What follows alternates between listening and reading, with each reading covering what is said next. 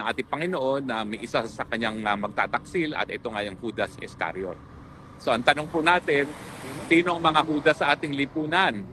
Ito po yung mga nagbebenta ng bayan natin sa mga dayuhan. Yung nagkakaladkad sa atin sa gera, maski wala tayong pang-nasyonal na interes na makipaggera, yung umaaway sa mga bansa na pwede magbigay ng trabaho at mga turista sa ating bayan. At siyempre, ito po yung mga opisyales na wala sa tamang pag-iisip, merong bisyo, and yet nagpupumilit na manatili sa pwesto dahil gusto nila magpasasa, no? At gusto pa nilang lalo pang yumaman, bagamat napakadami na nilang mga nalamon na galing sa kaba ng bayan. Bukod pa po rito, ngayon din po yung paghuhugas ng mga paa. Ito po yung simbolo ng pagpakumbaba ng ating mahal na Kristo at yung simbolo ng tunay na paglilingkod sa kapwa. Kaya nga po ang tanong, ano bang tunay na paglilingkod? Yan ba ay yung nakakulong ngayon sa kulungan dahil ginawa niya kung ano sa tingin niya at tama sa kanyang bansa? O yan ba yung nagpakulong sa kapwa Pilipino para lamang mawala ang tinik sa politika at magpasasa sa pwesto? No? Sino po ang tunay na nagsisilbi? Yan ba yung pinagsilbihan ng Ama at kinalimutan ang mga nakaraan ng mga mapait na karanasan sa kanilang buhay dahil nga sa aberya na dinadanasan?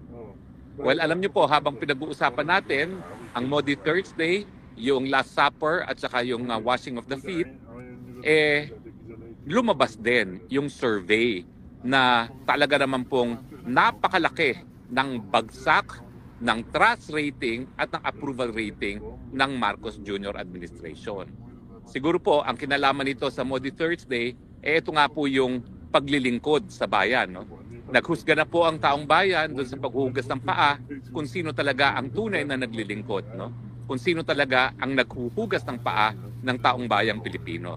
Hindi po yan si Marcos. Dahil napakalaki po ng pagbagsak, ng pagtiwala at ng approval ng ating bayan sa kanya. Ganong katindi po ang bagsak? Well, ito po babasahin ko po Ito po ay Pulse Asia. Kapanipaniwala po ito dahil walang pinapanigan ng Pulse Asia. Pagdating po sa approval, bumagsak po ng 17 points ang approval rating ni Marcos Jr. Galing 42%, ngayon po ay 25 na lamang. Now, ang problema po dito, bagamat nalathala sa dyaryo na 25 ang kanyang trust rating, ang approval rating, ang pagbasa po niyan dapat neto. Titignan po natin kung ano yung approval rating niya na 25 at ano yung disapproval rating niya. Ang disapproval rating po niya ay tumaas ng 21 points at naging 53%.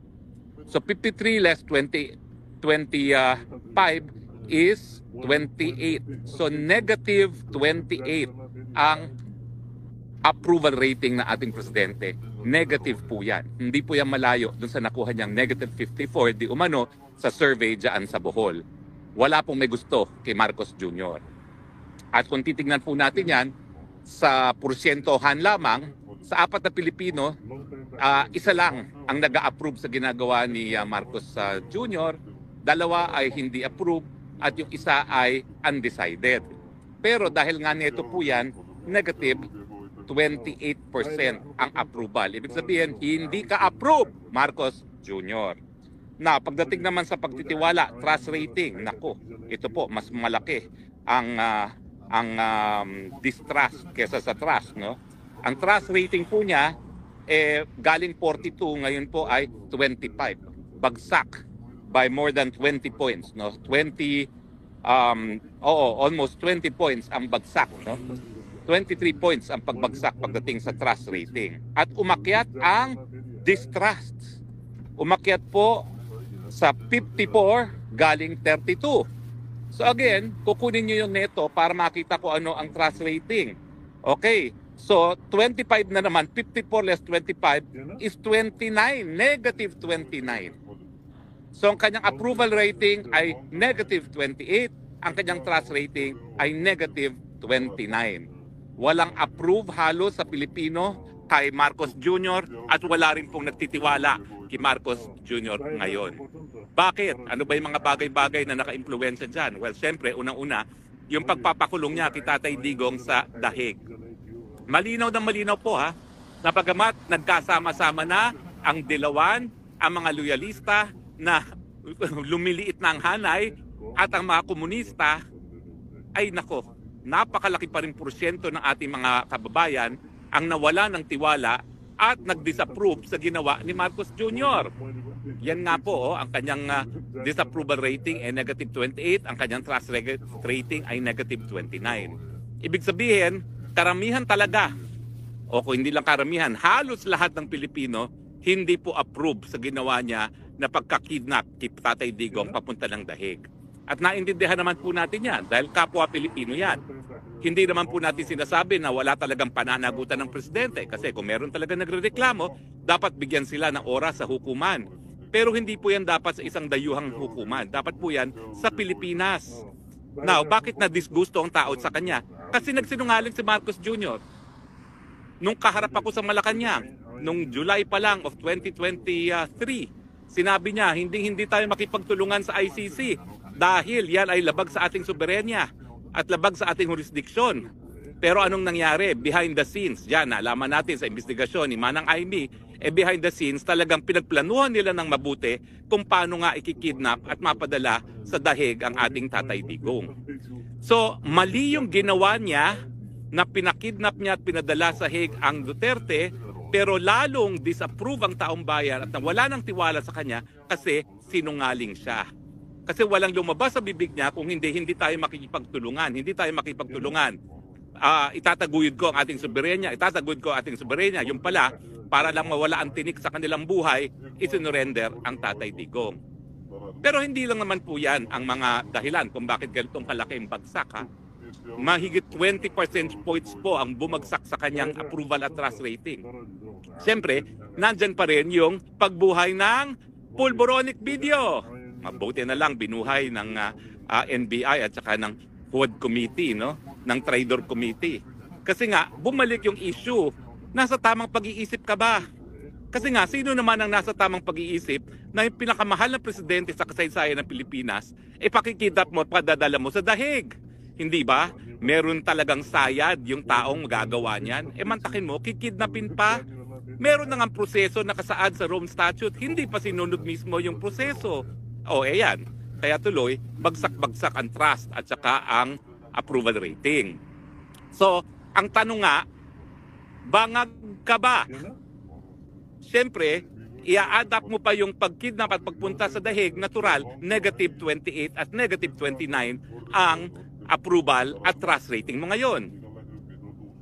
Ang record po talaga is negative 54. Yan daw po ina-record sa Bohol. Kaya mga Boholano, maraming salamat naman at naninindigan kayo. Alam nyo talaga makabayan yung mga Boholano. Hindi nyo alam na ang kauna-unahang republika sa Asia ay hindi republika ng Pilipinas. Yun po ay sa Bohol, nung panahon ni Daguhoy. Okay? So, talaga naman po makabayan ang ating mga kapatid galing dyan sa Bohol. No? So anyway, so bukod pa dyan nga sa ginawa kay Tatay Digong, nandyan na naman ang pulboronic video. At nandyan na naman yung pinakamataas na hanay ng nagugutom na mga Pilipino, 52%. Kalahati na ng ating mga kababayan ang gutom. Paano ka ba naman magkakaroon ng approval rating na mataas? Kalahati ng Pilipino, isa sa dalawa, gutom. Kumakalab ang sitmura. O, di ba? Tapos dadagdagan mo pa ng iba pang problema. Kriminalidad. Ano nangyari kay Anson Ke? Napakakarumal-dumal na krimen. At meron na naman po akong balita, meron na namang mayaman palang nakidnap pero tahimik sila ngayon. Dahil ayaw na nila madagdagan ang problema nila na talagang bagamat pinangangalandakan nila na mas mapayapa daw ngayon ang ating mga lipunan sa ilalim ni Marcos Jr. Kita nyo naman kung gano'ng karumal-dumal ang mga kidnapping. Sabi nga nung presidente ng Chinese Association, no? 12 itong taon lang ang nakidnap. 10 mga Filipino-Chinese, 2 dayuhan. Ako lang matapos ang eleksyon, dala-dalawang hawak kong kidnapping for ransom na mga kaso. Isa doon, ang akusado ay paniniwalaang nag-death threat pa kay Inday Sara Duterte. At talaga namang ang sabi, organized crime yan. Kaya yung isang na PNP chief dati, binigyan of huli ng security. Pero siyempre, bawi na yun. Binaya ng unang-unang ginawa ng Marcos Jr. Tinanggal lahat ng security detail. Miski alam naman nating lahat na yung aking pinoprosecute na kidnapper ay may sariling private army. No? At mabuti na lang, bago sila nakagalaw, na-raid na at nawala na yung kanilang mga armas. So, number 1, pagpapadala sa papakidnap kita Tatay Digong. Number 2, yung yung pulboronic video at yung hindi pa nagpapahair follicle test ng tuluyan ng mapasinungalingan na siya ay vangag. Number 3, yung gutom ang taong bayan. At number 4, yung kriminalidad na lantaran. Pero wag natin kakalimutan ha, patuloy pa rin tumataas ang presyo ng bilihin. Bumaba man ang inflation, in the first place, mataas na yung inflation sa mga nakalipas na panahon. So bumagal lang ng kaunti, but make no mistake about it, napakataas na ng presyo ng mga bilihin. At yan naman po ay palagi nating pinag-uusapan na ang root cause ng mataas na presyo ng bilihin ay yung kakulangan ng gobyerno na bigyan ng suporta ang agrikultural sektor kung saan naghahanap buhay ang karamihan pa rin ng ating mga kababayan. At pangalawa, yung sunod-sunuran kasi tayo sa mga Amerikano nang sinabing wag bumili ng mga murang gasolina at petrolyo sa Russia, ginagawa natin yan. Bagay na hindi naman sinusunod ng mga bansa gaya ng India